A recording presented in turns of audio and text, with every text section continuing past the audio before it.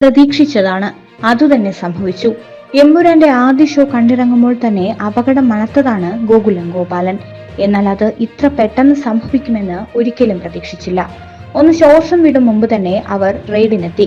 സ്വന്തം സ്ഥാപനങ്ങളിലെ ED റെയ്ഡിൽ ഞെട്ടിയിരിക്കുകയാണ് എമ്പുരാൻ സിനിമയുടെ നിർമ്മാതാവും ഗോകുലം ചിട്ടിഫണ്ട് സ്ഥാപനങ്ങളുടെ ഉടമയുമായ ഗോകുലം ഗോപാലൻ.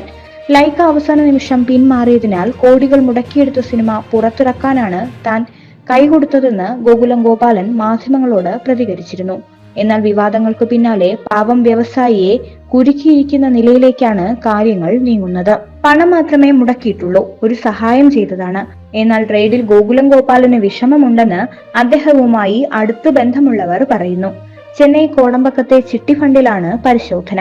എൻഫോഴ്സ്മെന്റ് ഡയറക്ടറേറ്റ് കൊച്ചി യൂണിറ്റിലെ ഉദ്യോഗസ്ഥരും സംഘത്തിലുണ്ട്. ഗോകുലം ചിറ്റ് ഫണ്ടിന്റെ കോർപ്പറേറ്റ് ഓഫീസിലാണ് ED പരിശോധന നടത്തുന്നത്. രാവിലെ മുതൽ പരിശോധന ആരംഭിച്ചിരുന്നു. 2023 ഏപ്രിലിൽ ഗോകുലം ഗോപാലനെ ED ചോദ്യം ചെയ്തിരുന്നു.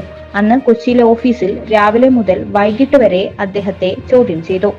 ആദായ നികുതി വകുപ്പുമായി ബന്ധപ്പെട്ട ചില പരിശോധനകളെ തുടർന്നായിരുന്നു ചോദ്യം ചെയ്യൽ.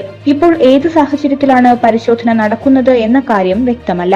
എന്നാൽ എമ്പുരാൻ വിവാദങ്ങളുടെ പശ്ചാത്തലത്തിൽ നിർമ്മാതാക്കളിൽ ഒരാളായ ഗോകുലം ഗോപാലന്റെ സ്ഥാപനത്തിൽ ED എത്തിയത് വലിയ ചർച്ചയാവുന്നുണ്ട്. എമ്പുരാൻ സിനിമ ലൈക്ക പ്രൊഡക്ഷൻസുമായി ബന്ധപ്പെട്ട് തർക്കത്തിലേർപ്പെട്ടപ്പോൾ അവസാന നിമിഷത്തിലാണ് ഗോകുലം ഗോപാലൻ രക്ഷകനായെത്തിയത്. പിന്നീട് എമ്പുരാൻ സിനിമയിലെ ചില രംഗങ്ങൾ വിവാദമായി. ഇതോടെ സിനിമ റീസെൻസറിംഗിന് വിധേയമായി. ചില രംഗങ്ങൾ നീക്കം ചെയ്യണമെന്ന് താൻ ആവശ്യപ്പെട്ടുവെന്ന് ഗോകുലം ഗോപാലൻ ചില അഭിമുഖങ്ങളിൽ പറഞ്ഞിരുന്നു.